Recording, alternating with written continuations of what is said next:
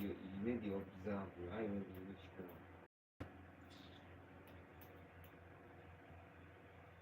All right, welcome everyone. We're back.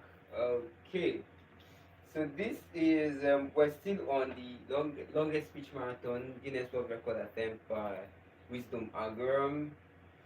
These are demo marathons. So we're doing this. We've been on this over 24 hours. We've been done. We've been on and we've been going. This is the ninth session. Yes, I just thought to look at our calendar. It's the ninth session. So we're still on demystifying, right? So we're looking at the different myths that exist and we're going to demystify it. So in the previous, if you watch it, we've looked at, we've demystified the myth of weakness, we've demystified the myth of temptation. So in this video, we're continuing in this live session. You can actually go check it out right now. You can actually go check it out right now. We'll be looking at the myth of failure and we'll be looking at the myths of, don't worry, we get to know. So right now, give me a moment. Okay, let's put this together. Just give me a moment. Okay, it's set right now. So we'll be looking at the myth of failure. Now the myth of failure talks about us, right, thinking that when you fail at an attempt, it actually means you have failed. No, that's not it. That's not it at all. That is not it at all. Just give me a moment. This doesn't look straight. This doesn't look straight. Okay. Okay.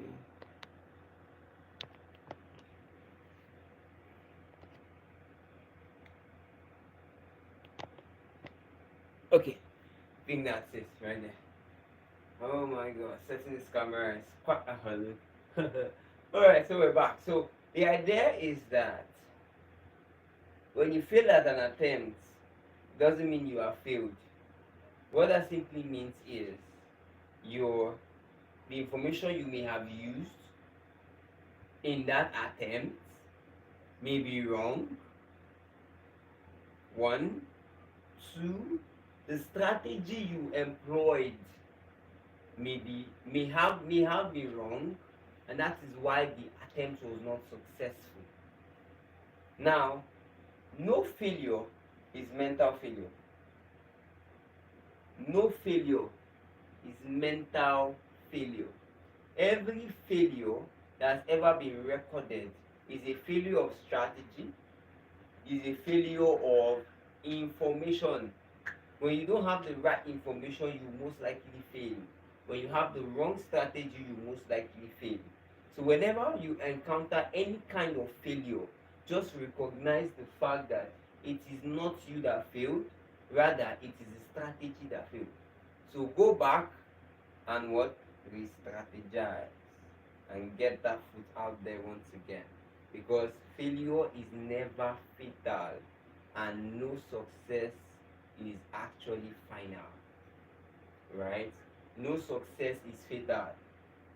Whatever level of failure, no failure is fatal rather, no level of failure that you have ever recorded can actually equate to being the end of everything.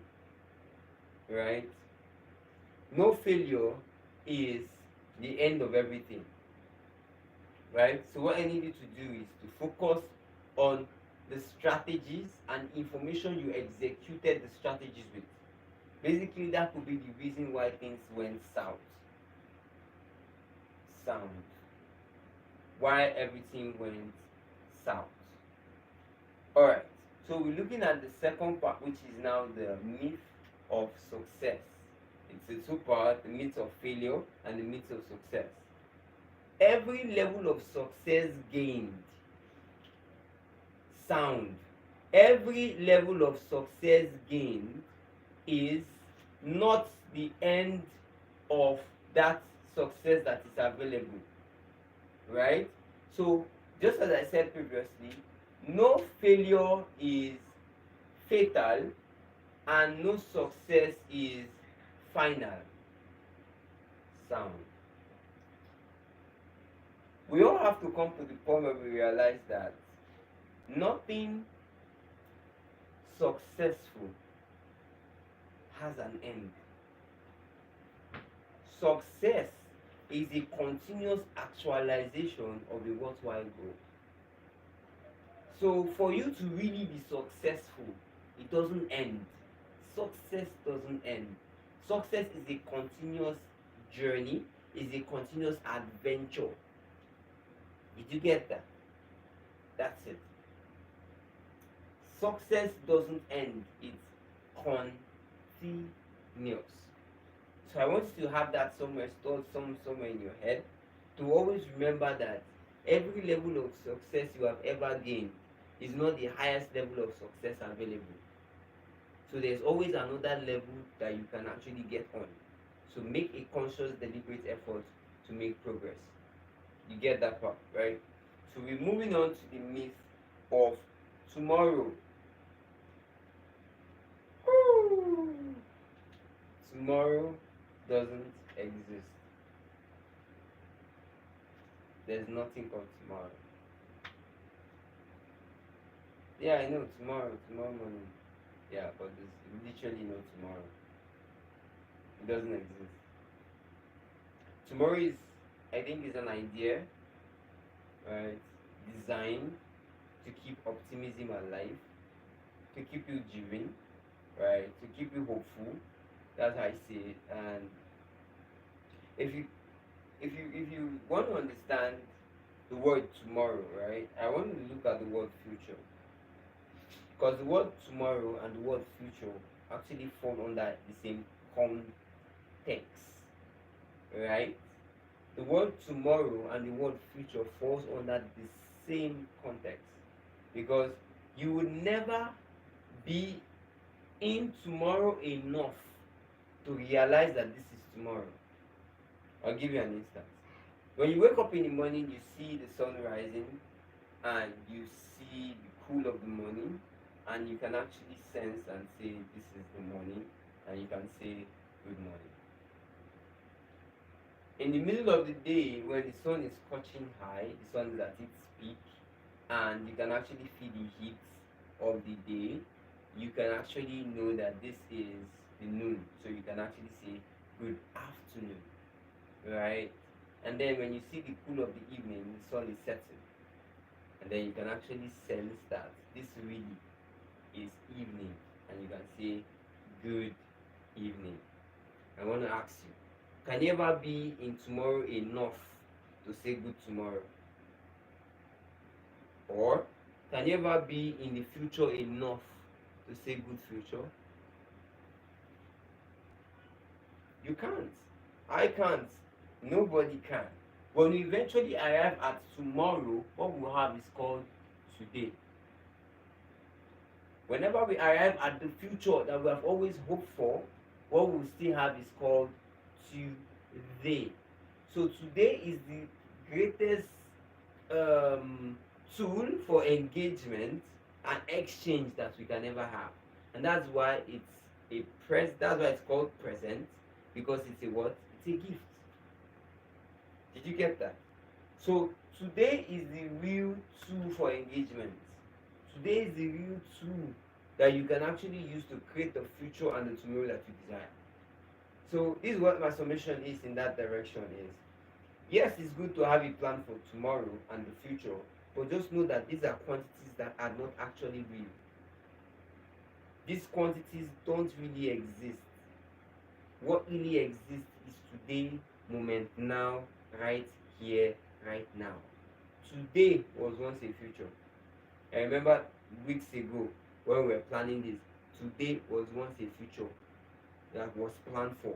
Now we have arrived at the future. It is now still today. You get the point. So there's no tomorrow, right? I know literally I know probably as a child, or probably you as an adult, you ran you've actually joked around with children with this joke and this trick. You're like, okay, so when will you buy it? I'll buy it tomorrow. Just come tomorrow, I'll buy it. And then when the child comes the next day and you'll be like, I told you I'll buy it tomorrow. Come tomorrow, buy tomorrow. And then the child comes the next day. I'll be like, this is not tomorrow now, this is today. Come tomorrow. Right? And I actually saw this on someone's store. It was prevailing at some point. I think it's still prevailing for me to still see it. Someone on their store that no credit today, come tomorrow.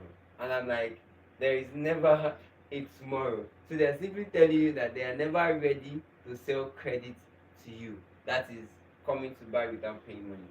Right? So that's that's it right there. There's literally no tomorrow. Right? The future does not exist. The future may exist on your drawing board.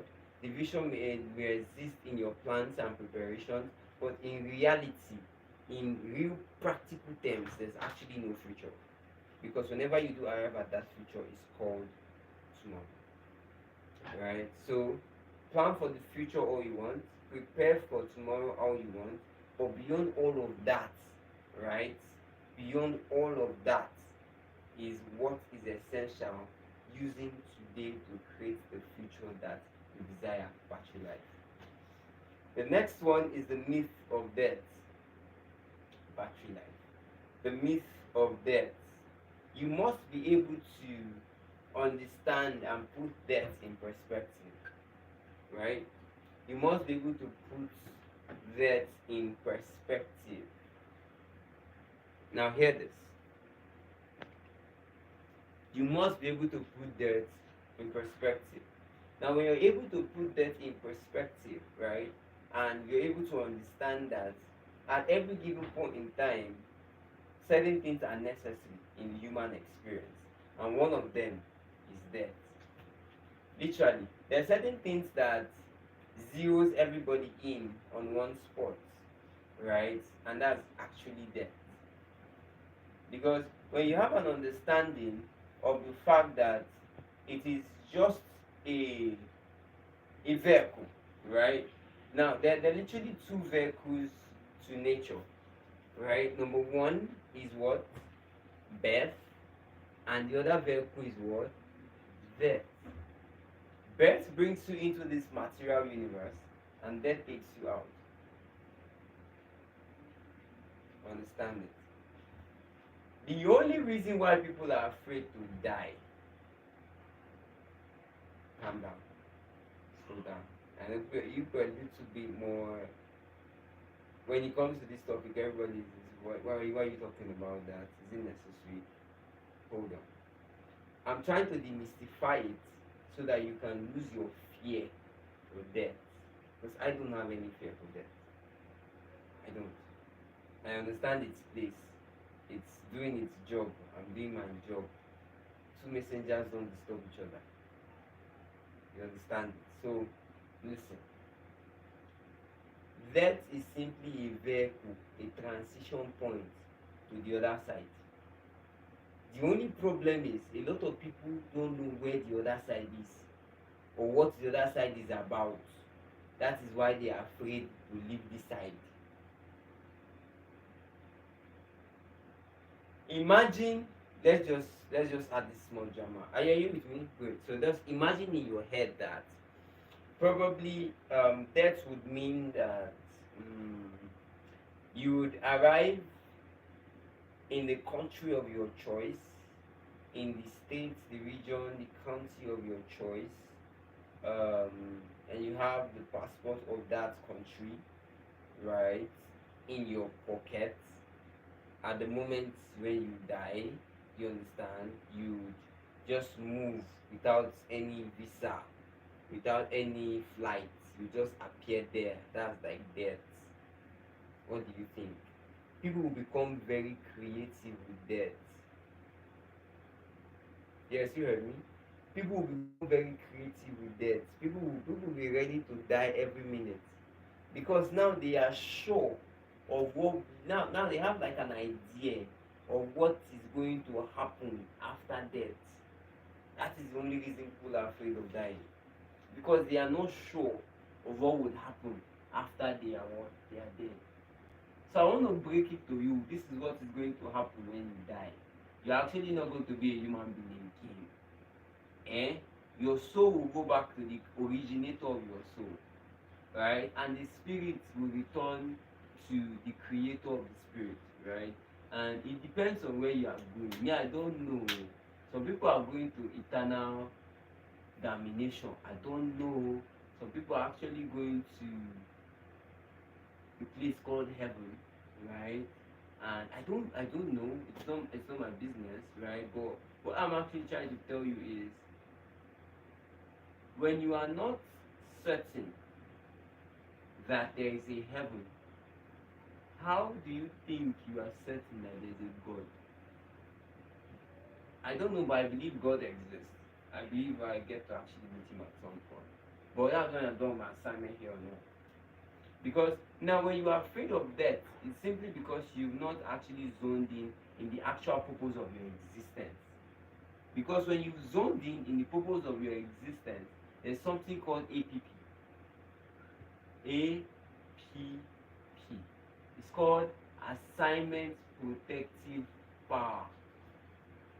Assignment Protective Power. It means your assignment, your purpose here on earth protects you. Yes, your purpose protects you from harm. Your purpose protects you from being hurt. Your purpose protects you from anything going wrong at all in your life or in any form or way. Literally, your purpose is now what protects you. Get the point? Your purpose protects you. That is, until you are done with the reason why you are here, nothing is taking you out.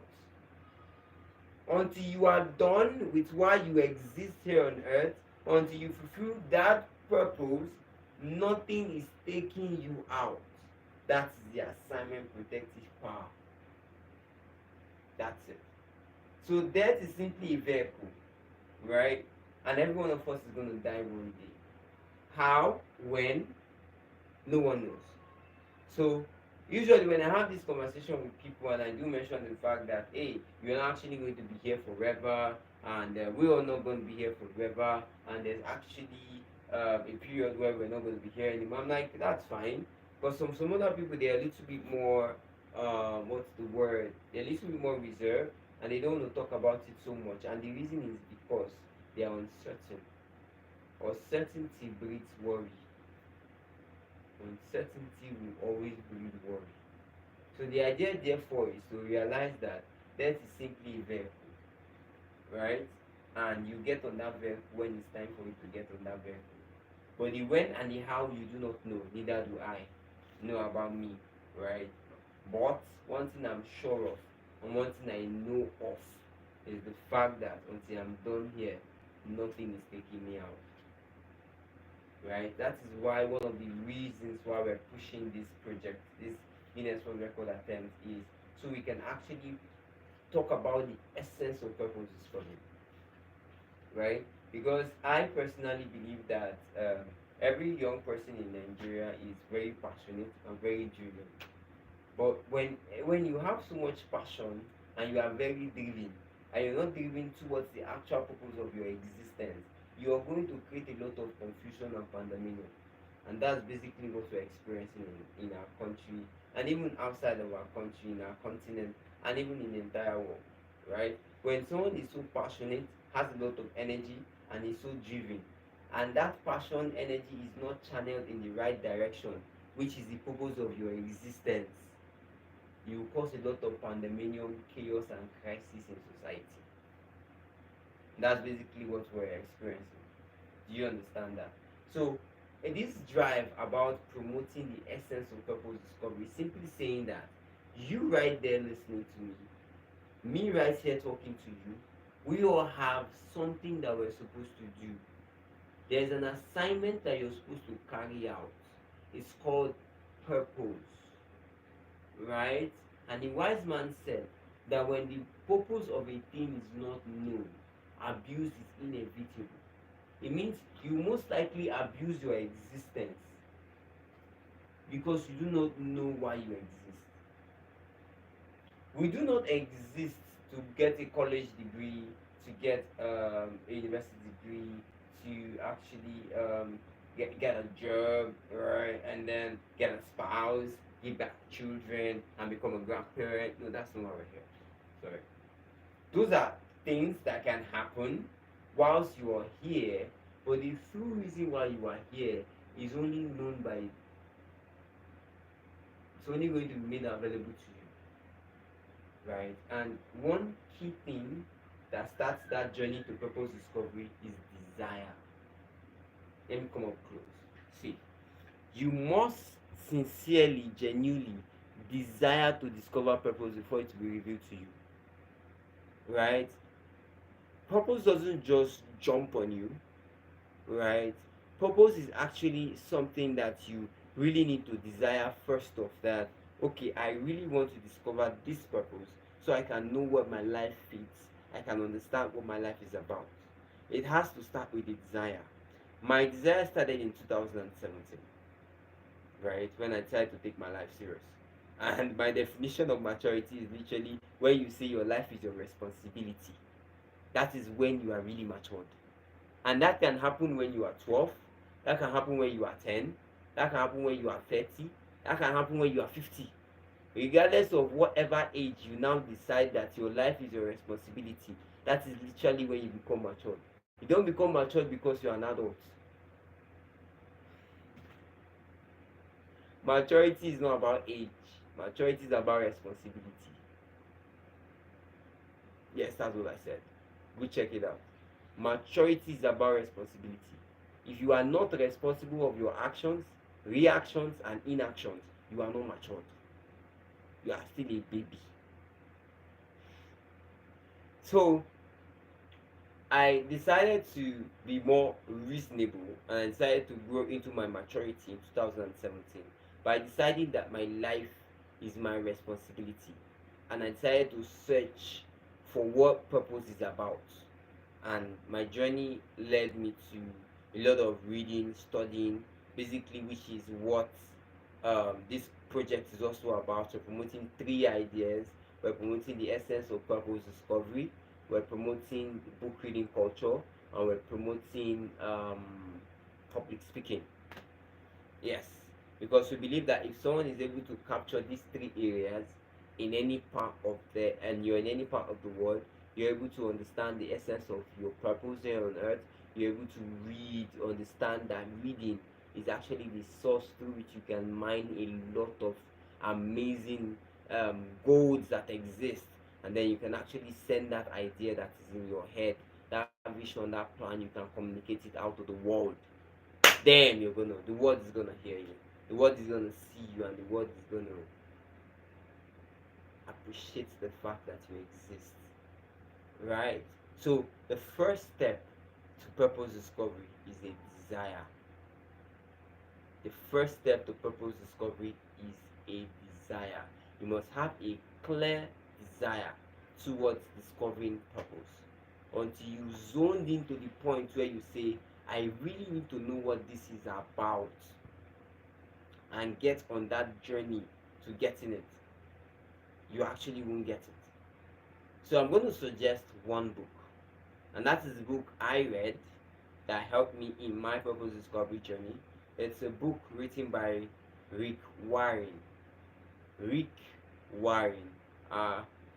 And the name of the book is Purpose Driven Life.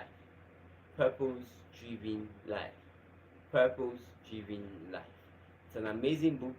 I want to suggest that book for you to go read it, because that book helped me understand why I'm here on earth, and it put all of my purpose discovery journey in perspective.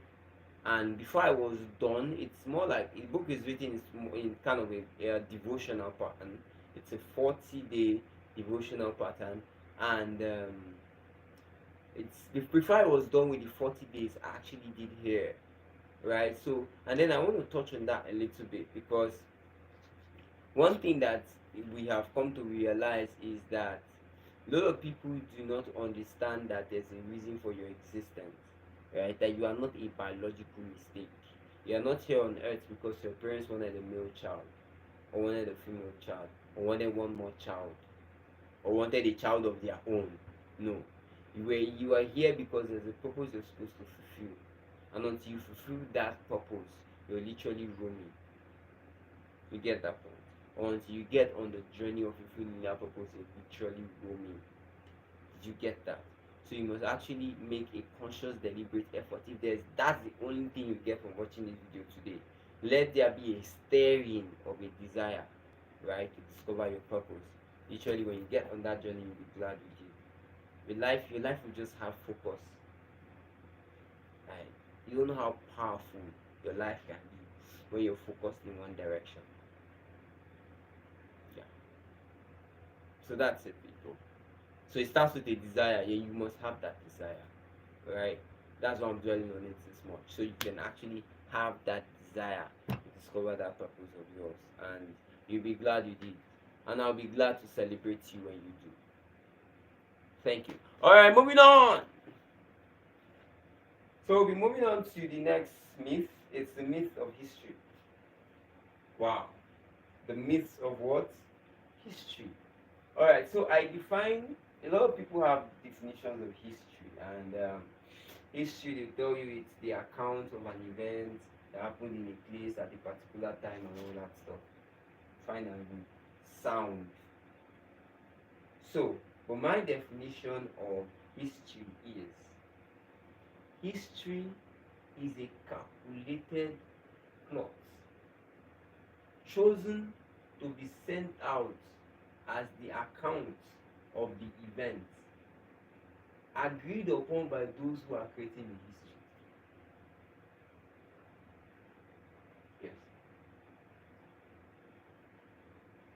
No history is accurate. Forgive me. We are touching on the myth of history. Whatever thing you have known as history is not accurate. There is always another side to the story. Did you know that? There is always another side to the story. And until you open your mind to receive that other part, to understand that there's never an end to knowledge, that all that you know, listen, all that you know is not all that can be known.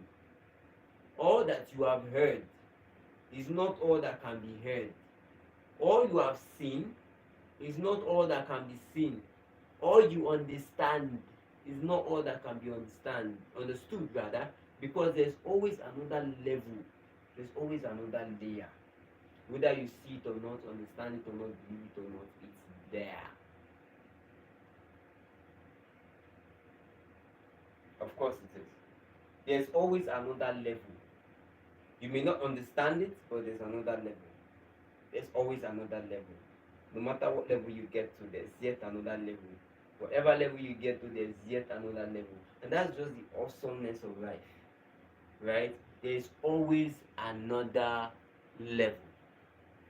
Right? So seek to be part of that. Right? So one thing I want to tell you is this: regardless of where the wind blows, and regardless of when you see the sun in the sky, you must realize that there's always a hidden story behind the narrative, and history thrives on what I call the single story. Right? It was popularized by Chimamanda Adichie, right? The single story. Now this talks about a narrative you have of a people, right? A single story drives on a narrative when you talk about a narrative, where it draws on the narrative of a particular locale, right? Okay, let me tell you about a personal experience I've had. Now this is my personal experience. I'm Nigerian, actually. I'm from the southern part of Nigeria, but we've had this notion, and they've always told us that those from the eastern part of Nigeria are very industrious. Now that's a single story. I can say it's a single story because I've gotten another story. It's not always a single story until you found another story, right? So I can say it's a single story because I found another story to that story. Now I met this young man whilst I was trying to set up some of my businesses, and because I had the notion that everyone from the eastern part of Nigeria is industrious, I trusted the young man blindly. You get, because of what I've heard about people who from that area. Shock me, and mind you, that this young man was actually as lazy as a punk. Made me lose some money whilst we were setting up the business. And by the time I found out that that was the reason, he was the reason why we were losing money, I'd actually lost so much money. But regardless, the day they say the day that you wake up is actually your money. So when I finally discovered it, we actually had to shake hands and say, okay, see you later, some other time, some other place. Right? So there are single stories that exist. Right? Do not let yourself rather do not let yourself, just like me, be deceived by single stories. Now, I'm not saying that the people from the eastern part of Nigeria are not hardworking. They are very industrious. After then, I've met a lot of other hardworking and industrious people from the eastern part of Nigeria. But the idea is, not all of them is. Now, whatever tribe or country or continent or city or state that you ever heard a story about, that is not the prevailing truth of everybody there, whether positive or negative. It is not the prevailing truth of everybody that exists there. Did you get that? Now, this is what I want to tell you about history. Every single time you have an opportunity to encounter anyone, bear in mind that that person has a single story of your nation, of your state of origin, of your tribe, of those who speak your language, and those who look like you. Catch this. You are either going to reinforce rather, the single story that the person has in their heart and mind, or you're going to create a new narrative in that person's heart. You get the point? So you're either going to what? Create a new narrative, or you're going to reinforce the single story that they have continually in their heart, in their hearts, right? And then they will also carry that single story and move on to the next person. Do you understand that? So the choice is yours to make, right? But one thing I want to tell you for sure is history is never complete. The account you know is the account that they want you to know, and that is all you will know, so long as you don't search for more accounts. Remember, all that you heard is not all that can be heard. All that you see is not all that can be seen. All that you come to understand is not all that can be understood. There's always a layer above another layer that you may not see, or probably that they don't want you to see. Did you get that? So that's the myth of history. History is never complete.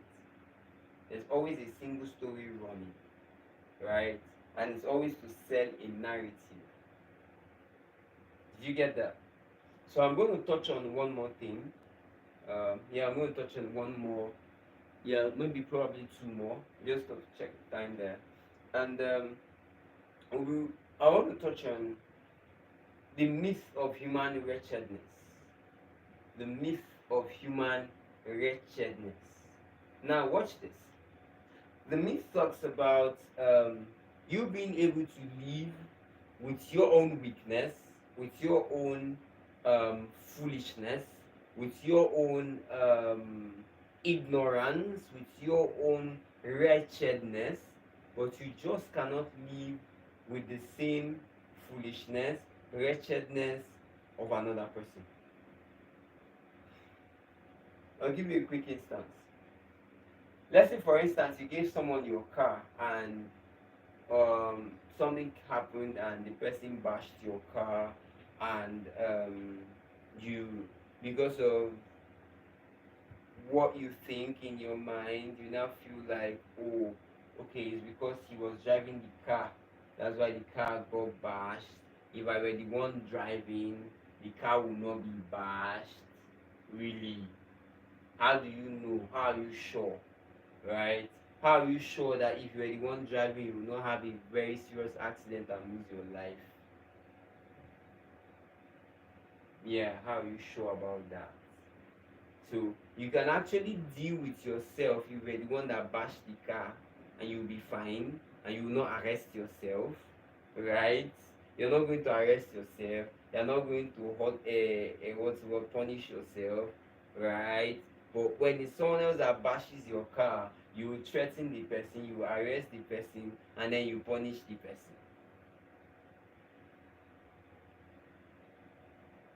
Do you understand now? That you are just playing a script. That when someone else does it, it is a crime. But when you do it, it is a mistake. That is the myth of the human wretchedness. That people can live with their own wretchedness, but they cannot spend 1 minute with other people's wretchedness and ungodliness. Right? They cannot. And then you keep requesting perfect behavior from people, which yourself cannot supply.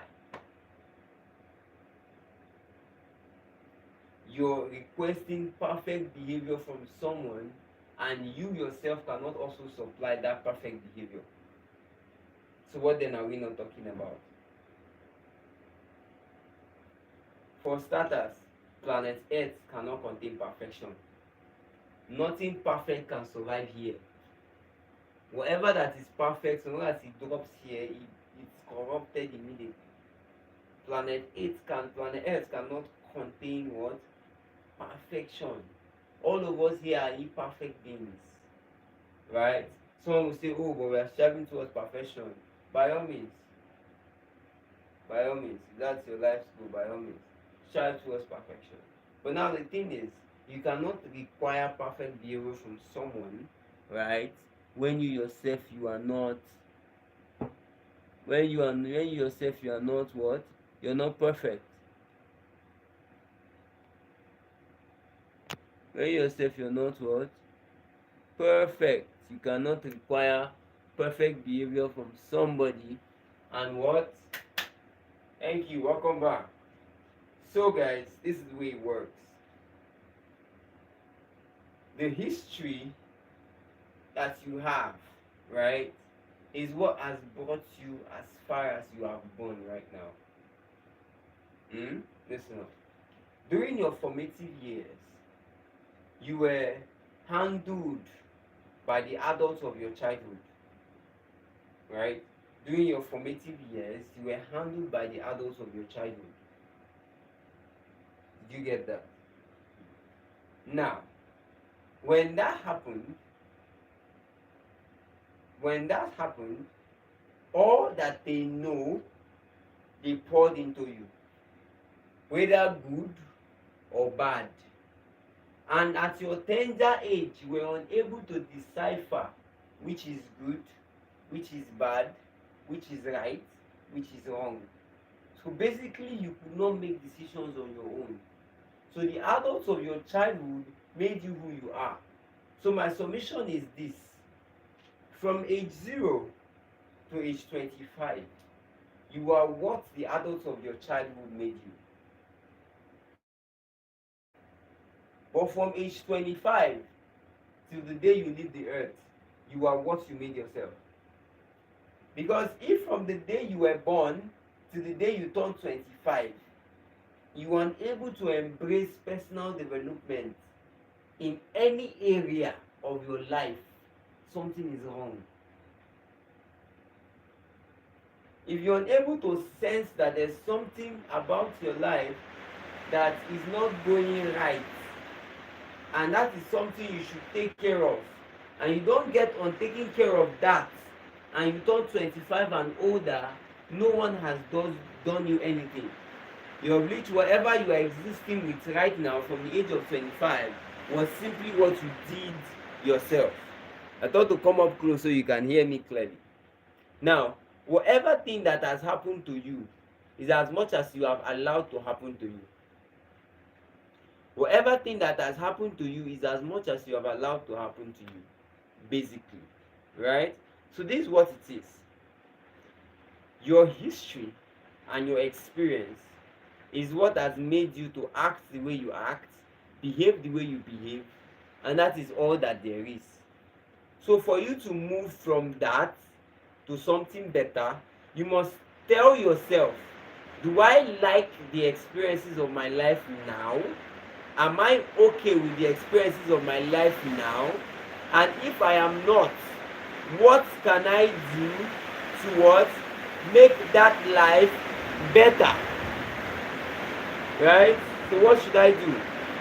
What can I do to what? Make my life better. And if there's nothing I can do, there should be something that I can do. What can I do to make my life better? What can I do to make my life better? And one way you can make your life better is through personal development. Personal development. Yes, I can do the sound.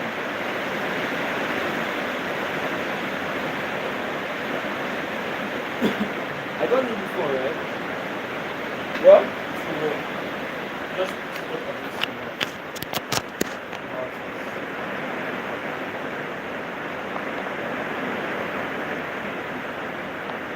Leave that person.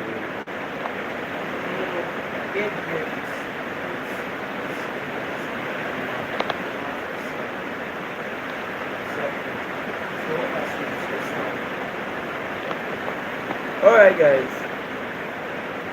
sorry we're having interference of sound.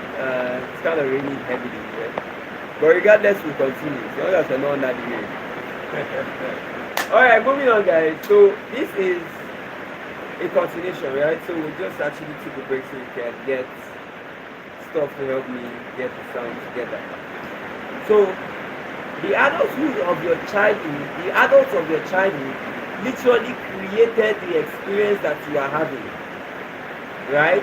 And whatever experience, whatever reality that they've been able to cook up to you up on age, up to the point where you turn 25, and you've seen that that is not helping you out in any way, and there's nothing you have done to make your life better, it is not, you can no longer blame the adults of your childhood.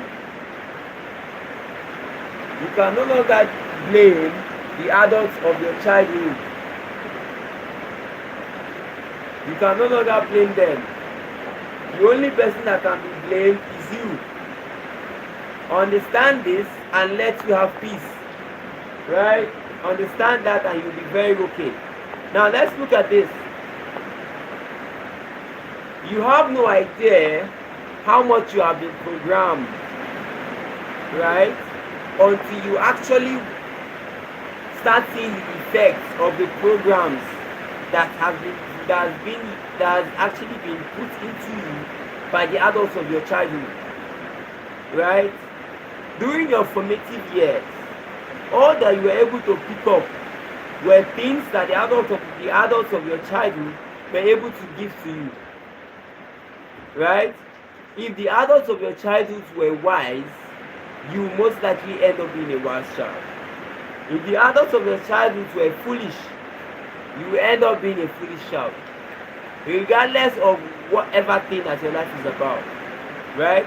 So what happens now is, what do you do with what has done to you? What do you do with what has been done to you? You make a conscious, deliberate effort to move from one level to another in personal development. You must embrace personal development. And one way you can actually embrace personal development is actually when you actually start seeking to discover what your purpose is about. That is like the very first journey. And then you come to realization when you see, excuse me, when you realize that reading books is the most important aspect of your developmental process. Because by reading a book, you can learn any and everything that you want to learn. Just by reading a book. Because there are books that can actually teach you anything. Right? There are books that can teach you anything. So book reading is an important part of your personal development journey. Book reading is an important part of your personal development journey. And another aspect of your personal development journey is your ability to speak in public, your ability to address a crowd. That is the third aspect of your personal development journey that you must ensure you are taking care of. And you must do this with a dead sense, you must do this with a clear sense of, you must do this with a clear sense of responsibility. You cannot actually keep doing the wrong thing all the time and expect a different result. You cannot do the wrong thing all the time and expect a different result. If things have been going wrong, all you have to do is to focus on getting to do the right things, because the right things can never go out of fashion. And just like someone once said, that there's never a wrong time to do the right thing, neither is there a right time to do the wrong thing. Did you get that? So we're going to demystify one more myth. Right, you're going to love this one. I call it what Nollywood did to Nigeria. We'll demystify humility, and in the next live video, which we're going to end this feed and then we'll start a new one, and we're going to drop that one. That will be the first mystery we're going to do. But that's first myth we're going to treat. And the title is what Nollywood did to Nigerians, the myth of Juju. Expect that in the next live video that is dropping as well this night. So tonight we're going to wrap up this live feed by talking about the myths of humility. The myth of humility. Now, the myth of humility talks about when people feel that talking down about yourself would mean that you are humble. No, it's not. It's called low self-esteem.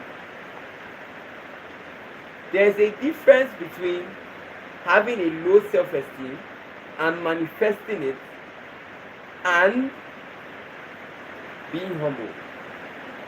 And first off, let me also balance it by saying that being humble is not looking pious. Right? There are people who look very pious but are not really humble. Being proud is not a crime. But being proud for the wrong reasons, having a sense of pride rather, is not a crime. But being proud for the wrong reasons is where it is a problem. It is a crime because you'll be jailed in the jail of unfortunate incidents. Alright, listen up. Now, there's a thin line between having a low self-esteem and being humble. You must understand that, and you must align with that. Now, when that is said, it simply reminds you of the fact that actually the term being humble is simply you recognizing that the person who you're interacting with has, listen up, the person who you're interacting with has a level of result that is greater than yours. So you must greet that person with humility so that the person's knowledge can rub off on you. I learned this quite earlier in my personal development journey, and that is the fact that you can actually be humble and yet sound smart. You can be in the presence of greatness, being humble and yet sound very smart. How would you do that? I will explain. If you ever find yourself, let me give you this one free, then we'll get back to what we're talking about. If you ever find yourself in the presence of greatness and you want to what? Be humble, appear humble, and what? Sound smart. So whoever you're in their presence, whoever houses the greatness that you're in their presence, will also see you as not a fluke, but actually see you as someone who is smart. This is the way to do it. Sit smartly, keep quiet, and ask intelligent questions. That's all.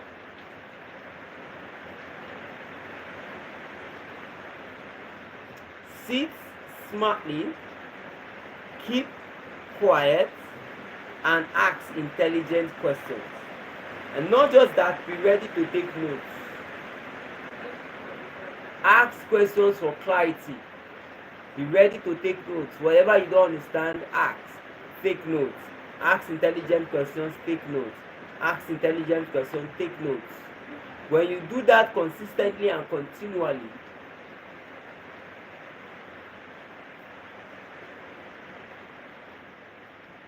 every person who is great can sense a person who is truly humble.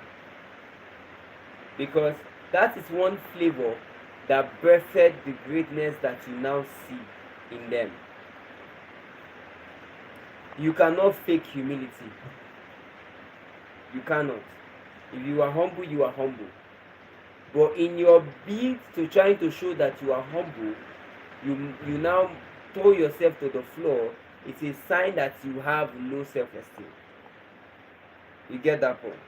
So humility doesn't mean throwing yourself in bad light. Humility doesn't mean belittling yourself. Humility simply means you recognizing that you're in a room with greatness and you must actually respect greatness. That's just the difference right there. So refuse to fall into the trap of people who tell you, oh, I'm humble. No, you're not. Right? No, you're not. So I'm going to drop one more myth. I'm going to demystify one more myth for you before we actually end this live stream. I just because I have a little bit more time. So before we end this stream, I'm going to demystify the myth of networking. What it truly means to network. Unlike the one that you know about. What does it truly mean to network? Right? So I'm staying up close so you can actually hear me. So what it really means to network is this. The goal of networking is to create a connection that will be profitable to both parties. That is the singular goal of networking. To create a connection that will be profitable to both parties. Create a what? A connection that will be profitable to both parties. So if the goal of your networking is not in that frame, I'm sorry, you are just wasting time. So I attended this conference and one of the speakers said that he openly said that he's actually tired excuse me, he's actually tired of taking complimentary cards.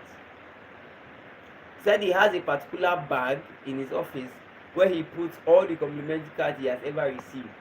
Said he's already considering to get another bag because that bag is getting full. And then he said it clearly to everyone in the conference. He said, please don't approach me and give me any card anymore. I'm done taking cards. Now, he went further to explain what networking really is about. He said, oh, some of you want us to exchange contact. If we exchange contact, what are we going to be doing? We're going to be viewing each other's status on WhatsApp, right? Then what will now happen? That's no meaningful conversation. That's no meaningful connection, rather. Said, okay. You say, oh, in social media handles. Okay. You follow me, I follow back. What are we going to be doing? We're going to be viewing each other's wall, liking each other's posts, and commenting on each other's posts. Is that all you want? How is that benefiting everybody? Is that all you want? Don't you want more? Right? Don't you want more? So now there are different levels to networking. And I'm going to try to demystify all of them for you as much as I can.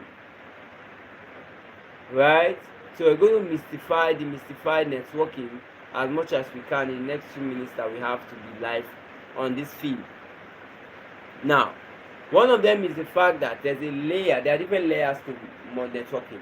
One layer says, my name is this, XYZ, and this is what I do. That's like a title to what you do. Right? My name is XYZ, and this is what I do. Now, when that goes into excuse me, when excuse me, when that happens, what you get out of that networking situation is you've just been able to tell the person you are having that conversation and networking session with who you are and what you can do, right? Rather, who you are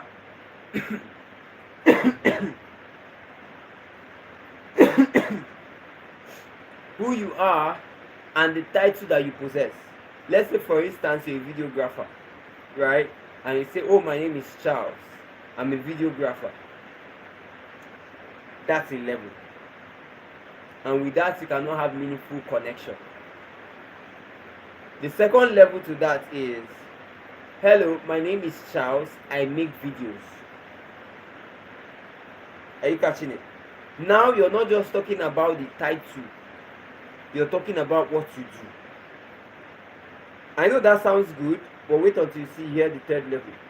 Another level to that is that you're not just going to say what you do, but you're going to actually now pay attention to what this person does. And when you're making your networking pitch, you're not going to be talking about what you do alone. You're going to be talking about how you both of you can make connections. For instance, this person you meet actually make dresses, right? Now, the third level is you saying, hello, my name is Charles, I make videos. I can make videos rather that can actually show your work. I can make videos of your work. You get the point? I can make videos of your work. You could even be more explicit by saying I can make videos of your dresses, of your dressmaking process, whichever way you want to pitch it. Now, another level to that is saying you're not just going to listen to what the person does, but you're actually going to listen to what is the person's aim, objective, target, and goal in that business. So what would it sound like? What would it sound like? It would sound like, hello, my name is Charles. I make videos, and I can make videos of your dressmaking process, show you to the world, and attract global audience to your business and increase your profitability. How does that sound in your ear? Now, that is networking. Every serious-minded person whom you give that pitch to will realize that you're a serious-minded person and will be willing and ready to connect with you. Honestly, if they actually had some other person who is a videographer in their payroll or as someone that they're associating with, they will realize that for a moment you have just given them a pitch that videographer has never been able to exemplify. You've not done any work. All you've been able to do is to state what you can do. And because of how you pitched what you can do, they can actually stop working with someone who has been doing a lot already. So, networking is powerful. I know you must have heard someone say, oh, networking is no longer potent as it used to be with the advent of social media. No. Human contact is still an important aspect of our existence. So people are ready to connect with people who they know. People are ready to connect with people who can touch them with words, with ideas, with vision. So, up your networking game. If that's the only thing you get from watching this stream tonight or at this moment of your day, up your networking game and you'll be glad you did. My name once again is Wisdom Agorom, and we're going to call in this live stream to an end, and we're hopeful you're going to be part of the next live stream where we're going to demystify what Nollywood did to Nigeria, in brackets, the myth of Juju, right? Because a lot of bridge has gone under the water as regards to that, and we're going to be demystifying all of that, and we're hoping to actually talk for development and talk for growth and advancement. Thank you very much once again, and see you in the next stream.